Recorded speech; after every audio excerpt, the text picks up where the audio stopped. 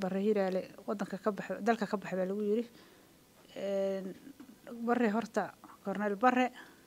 waa muwaadin Soomaaliyeed deegaanka u dhashay dalka u dhashay wax badan ka soo qabtay gurigiisa asagoo u lahaa degan jubooyinka iyo maaragtay taariikhdiisa ay taalo la yaqaano misanahay nimanka Itoobiyaanka oo ciidanka Itoobiyaanka loo yiri ka bax in loo soo adeegsay Soomaaliya ay soo adeegsatay dad Soomaaliyeed oo siyaasad ay ku kala duwan yihiin ma aaminsan anigu Itoobiya toos inuu soo aaday aaminsanahay dad ay siyaasadda ku kala duwan yihiin ka jirta Jubaland inay hawsha ka shaqeeyeen ay hawshaas ayagu ay ugu caga jugleeyeen laakiin Barre deegaankiisa jooga dalkiisa hooyo jooga dalku u dhashay jooga gurigiisa jooga asoo u lahaa iyo kii maadiradiisa walaalkiisa dadkiisa lahaa kamar u baxay kamar u bixi doono insha Allah hatumo kolley wixii soo maray iyo dhibkii gaaray iyo dhibkii ka dhacay meeshaas waa laga wada dharagsan yahay Soomaali meel joogtay way ka dharagsan tahay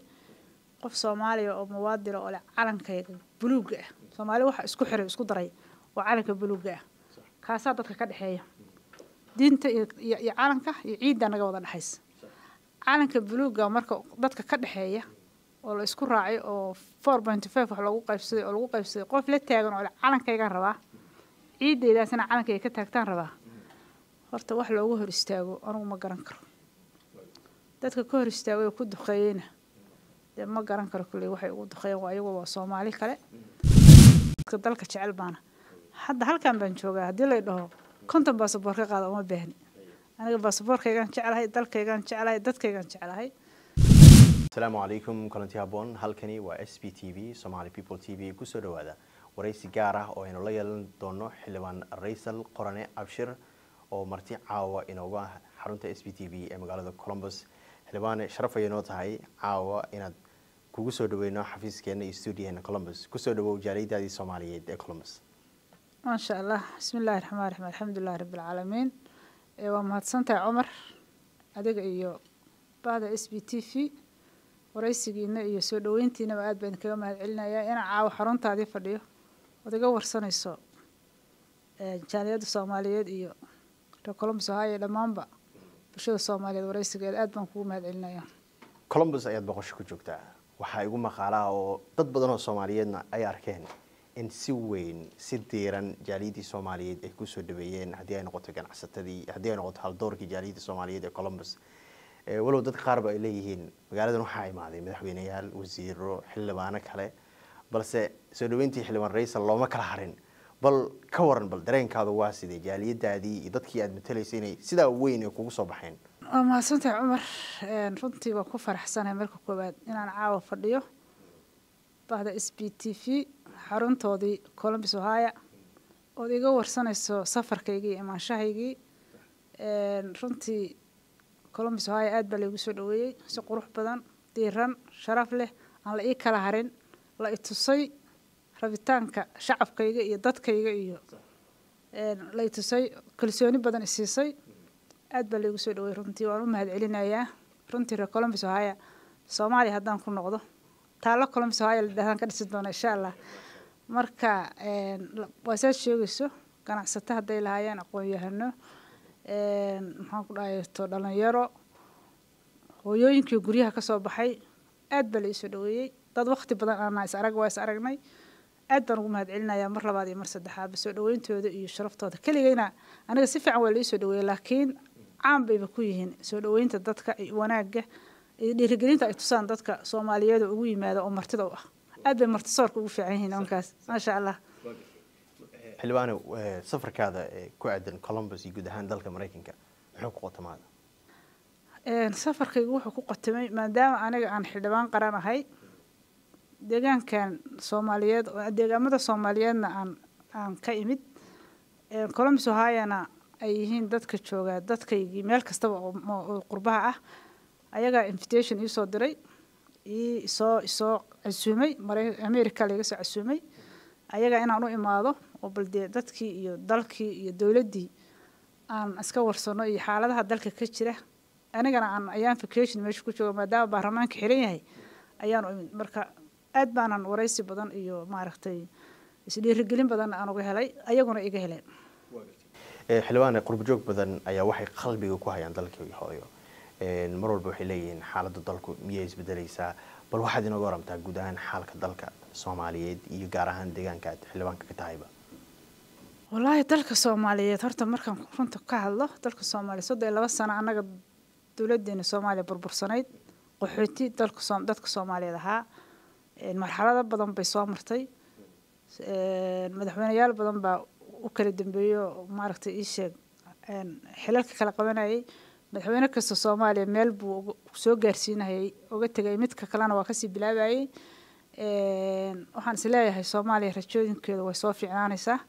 maadaama intaas oo sano 32 sano hadba madaxweyne xilka qabanayay madaxweyne kastana uu ka tagay wax la taaban karo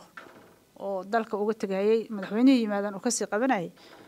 waa is leeyahay inuu dalku hagaago haddii Soomaali hadday qurbaha joogto hadday dalka joogto gudihiisa hadday aqoon-yahano yihiin hadday ganacsato yihiin hadday culimo u yihiin haddii Soomaali ay mid noqoto waa aaminsanahay Soomaaliya in lagu heedo ku istaagayso ilaahayna waa ka rajeynayna in lagu heedo ku istaagto ilaahayna uu maaragtay ii sheeg uu Soomaali boggeeda burcad isku mariyo isjeclaadaan walaalo noqdaan intaas ilaahay u baryaya waana aaminsanahay in Soomaaliya ay muddo dhow hagaagi doonto insha Allah waa gartay xildhibaan waxaanu aragnaa alaaba siyaasiyiin xildhibaano Soomaaliyeed oo ka tagtay qurbaha oo xildhibaano noqday balse adigu waxaad ka mid tahay xildhibaanada aadka u kooban oo dalkoodii aan ka baxin asxaabtaada badan waxaa jirta qurbo joog hadda ah oo dad badan oo deegaankii ka soo jeeda adigu waxaad ka mid tahay xildhibaanada dadkii go'aansaday in dalku ganacsi ay ka furaan deegaan halka ay ka dhigtaan maxaa kugu dhaliyay in bal maadaama waan ognaa dalkii hooyo inuu yahay balse maxaa kugu dhaliyay in dalkii hooyo aad joogtid oo aadan ka bixin mahadsantahay walaalkay anigu horta dalkaygaan jeclahay xaqiiqda markaan kuu sheego dadka dalka jecel baana hadda halkan baan joogaa haddii la dhaho konton baasaboor ka qaada uma baahni aniga baasaboorkaygaan jeclahay dalkaygaan jeclahay dadkaygaan jeclahay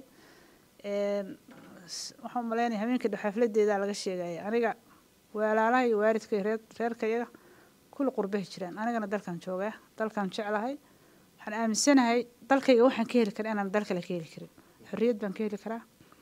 وحن كهل كرا محن كل هاي تويش عيد دي بان هاد بمركان رو ماشان رو آد كرا Soomaaliya dadku kama warqabaa laakiin dadka badankiisu kama warqabaa laakiin Soomaaliya manfac yaala iyo nolosha taala iyo maaragtay ii sheeg barwaaqada taala meel ay taala male laakiin dadkeedii baa bahal noqday xoogaa dadkii saas uga soo cararayaan laakiin Soomaaliya waa dal dhaqan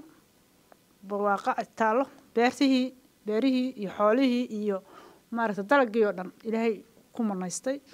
dhul balaaran oo meesha dhulkeedu ciriiriga aan ahayn balaaran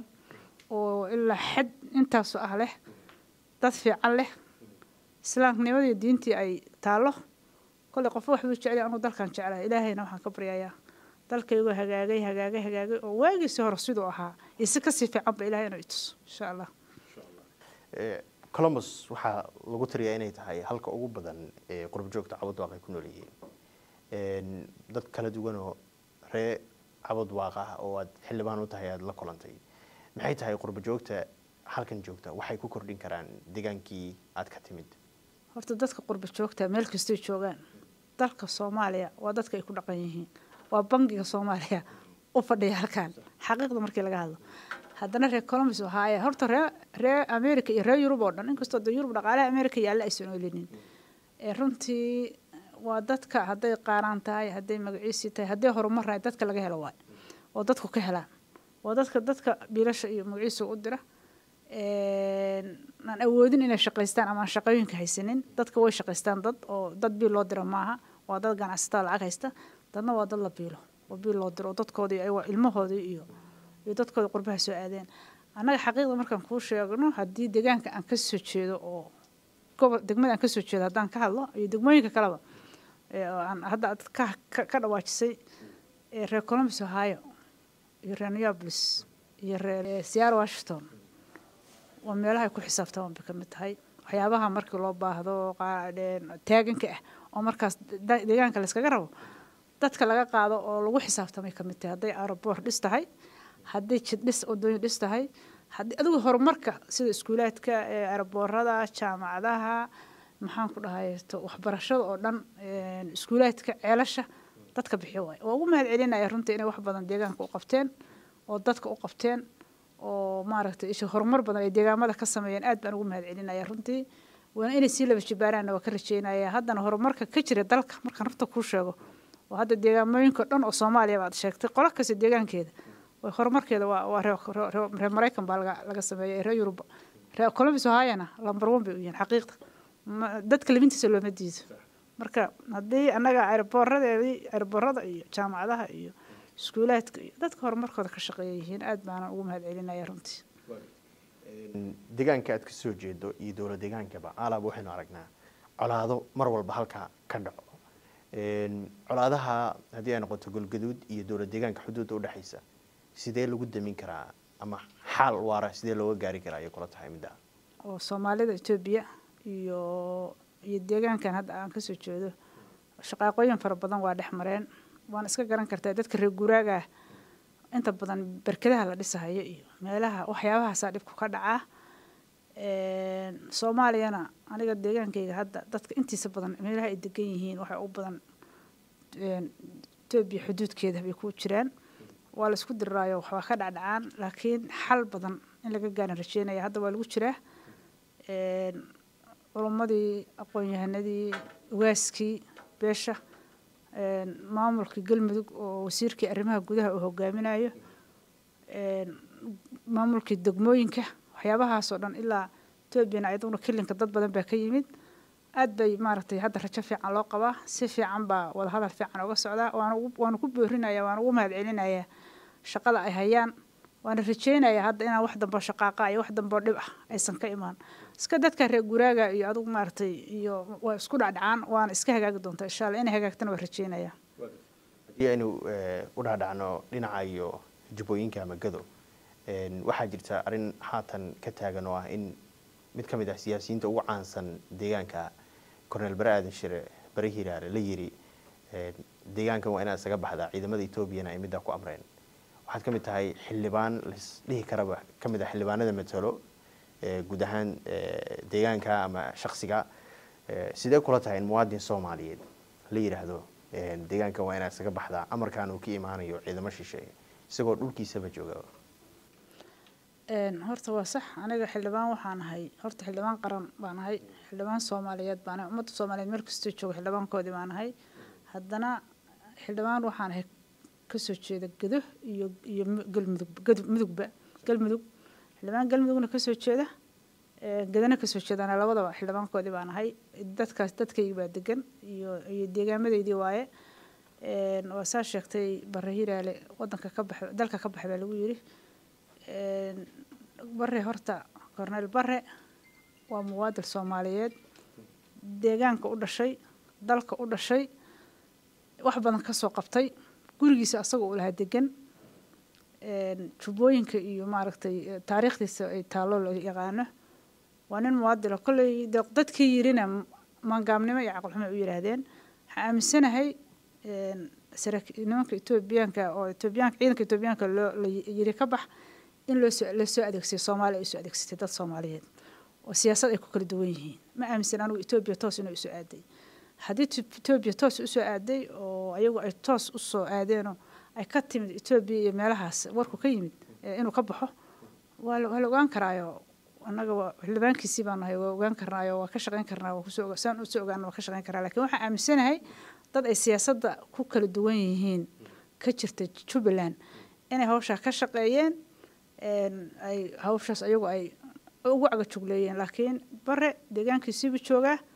dalkiisii hooyuu jooga dalku u dhashay jooga gurigiisii jooga asoo u lahaa iyo kii maadiradiisa walaalkiisii dadkiisu lahaa kamar u baxay kamar u bixi doono insha Allah haddii aan u gudubno dhinaca iyo maamulka SSC qaatamo oo mar dhow lagu dhawaaqay waxaad kamid tahay xildhibaanada Soomaaliya ugu firfircoon arintu adigu maxay kula tahay ma kula tahay in SSC maamul buuxo oo dowladda federaaliga ay aqbalsan tahay noqon karto mise haddii ay noqonayna sidee ay arinta ku noqon kartaa ay kula tahay SSC qaatamo kolley wixii soo maray iyo dhibkii gaaray iyo dhibkii ka dhacay meeshaas waa laga wada dharagsan yahay soomaali meelay joogtay way ka dharagsan tahay qof Soomaaliya oo muwaadin oo leh calankayga buluuga ah Soomaali waxa isku xiray isku daray waa calanka buluuga ah kaasa dadka ka dhaxeeya diinta iyo calanka iyo ciidda naga wada dhaxaysa calanka buluuga marka dadka ka dhaxeeya oo la isku raacay oo 4.5 wax lagu qaybsaday qof la taagan oo calankayga rabaa ciiddeedaasna calankayga ka taagtaan rabaa horta wax loogu hor istaago anigu ma garan karo dadka ka hor istaagay ku duqeeyna ma garan karo kulay waxay ugu duqeeyeen waa iyagu waa Soomaali kale SSC marka waxaan rabaa anoo ku hadlaya afka xildhibaanada anoo ku hadlaya afka aan xildhibaanka igu ahay SSC anoo ku hadlaya afka Soomaaliyeed SSC hadda madaxweynaheedii baa bari jamcaha wuxuu tagayaa meesha la yiraahdo saadan jamcaha wuxuu tagayaa sidaan maqlay Muqdisho dawladda federaalka uu ka helay azuumaad waxaan rajeynayaa in ay maamul loo ogolaado haddaan loo ogolaano in loo ogolaadaan dawladda ka codsanaya sababtoo ah waa dad Soomaaliyeed state fiican haysta state weyn haysta statekoodu haddii la xisaabiyo noqon kara state inay noqon karaan deegaamada ay ka soo jeeda haddii la xisaabiyo iyaga maaragtay ii sheeg ku teedan haddii la xisaabiyo state bay noqon karaan marka waan rajeynayaa inay noqdaan waana laga shaqeyn doonaa insha Allah waan noqonayaa saan rajeynayo waxaa jiro haddii aan kula kaftamo magacaada Raysal marmar wuxuu dhaliyaa su'aalo ama aragtiyo kala duwan dad baa waxay ku yeeraan Raysal wasaare bal haddii aad daawadayaasha aad u qeexdid magacaada Raysal micnihiisu iyo sida lagu bixiyaba horta magacayga waa runtaa magacayga waa lagu wareeraa gaal iyo muslimba waa ku wareeraan qof kastoo magacayga markii la qorayo ama magacaas la yiraahdo ama aan form buuxinayo qof kasta Raysal maxay tahay waa idhaha siyaabo gooni ah loo qora qaar baa Faysal u qora qaar baa ra'iis u qora qaar baa maaragtay ii sheeg rays u qora waxyaabo badan baa la yiraahdaa laakiin habeenkii dhaweydna waxaan u maleynayaa xafladeydii waa la weydiiyay nin gudoomiye jaaliyadeed oday oo nabadoon ah weydiiyay anoo marka Ilaahay amarkiis fursad uma helin inaan uga jawaabo Soomaaliya oo dhan waa saa sheegayso ku wararsan horta magacayga Raysal Wasaare waay aniga magaca markii la ii bixinayay hooyaday markay magacan ii bixinaysay Raysal Wasaare ii bixisay gabadheeda Raysal Wasaare la dhahayd marka de Raysal Wasaare maadaama aan dumar ahay Raysal Wasaare in la dhaho hoogaa waa magac qalafsan bay noqonaysaa moogta Raysal Wasaare waa title laakiin Raysal baa laga reebay wasaarihiin waa laga reebay laakiin hooyaday aniga wax kale hadda igu ma yarto Raysal Wasaare dhadan hooya Raysal Wasaare waxaan ma dhahdo marka aniga magacayga Raysal Wasaare waay wasaarihi laga reebay saas marka Soomaaliya u ogaato xilbaan sidaynu la soconaba waxa jirta nabadeyn ka socotay Cabudwaaq iyo deegaanada nabadeynta halkee bay maraysaa bal hal iyo rabo hadaa ay nooga taabato waxaa jirtay wasaa sheegtay oo nabadeyn waxa ka socotay deegaanka dhexdiisa hadda ka hor xoogaa dilal iyo wax hore oo ka dhacay oo dadka dhexdiisa qabiilaadka dhexdooda waxa ka shaqeynayay culamo diinka deegaanka ka soo jeeda kuwa qurbaha jira iyo kuwa dalka jooga waxa ka shaqeynayay dad qurba joog oo halkaan ayagu ay gudi ahaa oo qaar hadda magaaladan Mareykanka hadda wadanka Mareykanka hadda aan joogay qaar wadanka yimaadeen qaar Itoobiya joogeen qaar Yurub joogeen si fiican oo bay u socotay oo socota hadda laftirkeeda xoogaa maalmahan shirki lama qaban oo guriga ogaaska ka socotay ogaaska laftirkiisuna hawsha wuxuu ka ahaa lambar 1 iyo lambar 2 xoogaa waxa hakiyay maadaama shaqaaqooyin ay ka dhaceen deegaanka Itoobiyada Soomaalida Itoobiya iyo deegaankan dadka degan ay ka dhaceen hawshaas lagu mashquulo dadka shaqada wada culamadii waaskii maxaan ku dhahay nabadoonadii magaalada dadkii ganacsatada ahaa hawsha dadkii waday oo dhan waxay ku mashquuleen hawshaas inay marka hore xalkeeda ay gaaraan maadaama shacabkii ay is haystaan iyo maaragtay ii sheeg oo labada dhinacba marka hawshaas markay soo dhamaato insha Allah way soconaysaa waxaan leeyahay oon rajeynaya inay hagaagto dhameystiranto annaguna waa garab istaagi doonaa haddii Ilaahay idmo ilaahayna waxaan ka baryayaa in Ilaahay hawshaas sida uu qalbigooda u galeen ay u hagaagto waana u mahadcelinayaa in kastoo ka shaqeysay culimada deegaanka ka soo jeeda qurba joogta iyo aqoon-yahanada ka shaqeeyay ganacsatada ogaaskaba aad baan ugu mahadcelinayaa si laba jibaara si saddex jibaaraan leh guntii gabagabadii barnaamijka aynu joognaa ugu dambeyn maxay tahay fariintaad u jidiraysid jaaliyadda Soomaaliyeed sida weyn sida diiran kugu soo dhaweysay Columbus horta jaaliyadda Soomaaliyeed magaalada Columbus Ohio oo mahadcelinayaa markastana oo mahadcelin doonaa haddana oo mahadcelinayaa soo dhaweyntoodii iyo maaragtay sida ay xil iskaga kay saareen inaanan anoo wax tabanayo tagin anoo faraxsan aan uga tago aad baan ugu mahadcelinayaa fartiinta aan uga tagayo ama aan kaga maaragtay ii sheeg aan kala dardaarmayana waxay tahay anoo og inay yihiin dad aad iyo aad dadka Soomaaliya jooga ama aniga deegaanka aan ka soo jeedo dadka ay ku xisaabtamaan horeyna aan kugu sheegay waxa qabadkooda iyo waxtarkooda iyo horumarka deegaanka ka socdana ama horey uga socdo deegaamadaasna ay horey u wadeen inay horey u sii wadaan si laba jibaaraan wax qabadkii looga bartay oo ahaa deegaamadooda inay horumarsadaan wax qabadkii looga bartay oo ahaa inay dadkooda garab istaagaan wax qabadkii looga bartay oo ahaa inay horumarka deegaanka iyo horumarka maaragtay ii sheeg dalkooda ay ka shaqeeyaan inay sii wadaan sidii horey ay ugu wadeen inay sii wadaan waxyaabo badan oo maaragtay ii sheeg ay horey u qabteen oo deegaanka uga qabteen oo shaqeeyay baa jira waxyaabo badan oo kale waa laga sugayaa marka inay dalkooda dib u dhis ku sameeyaan deegaamadooda ay garab istaagaan dadkooda garab istaagaan dawladooda iyo maaragtay iyo dalkooda garab istaagaan baan uga tagayaa ayagana maaragtay Ilaahay waxaan uga baryayaa inuu horumarkooda iyo ganacsigooda iyo shaqooyinkooda waxa ay halkan ka haystaan ay ku wataan in Ilaahay u bulaaliyo baan Ilaahay uga baryayaa aad baan ugu faraxsanahay inaan u imaado aan ogaado oon isbarano oon is aragno ayaguna ay soo dhaweeyaan waan u mahadcelinayaa waa tahay xilbaane aad baynu kaga mahadcelinaynaa waqtigaada qaaliga aad na siisay mahadsanid aad baan kuu salaamayaa adigana ku mahadcelinayaa Umar sida quruxda badan oo ii wareysatay igu soo dhaweysay TV-gaaga marka dhamaantiin baa idin salaamayaa bahda SBTV meel kasta joogto waa salaamaya guul baan u rajeynayaa assalaamu calaykum waraxmatullaahi wabarakaatu وعليكم السلام sidoo kale mahadsanid marwa waa tahay daawadayaal wareysigeeni gaarka ah aynu ku wareysanayna xildhibaanan Raysal Qorane Abshir halka ayaynu ku soo afmeerinaa waa dhamaan bahda SBTV oo idin leh intaanu ku kulmi doono wareysiga kan xiga assalaamu calaykum waraxmatullaahi wabarakaatuh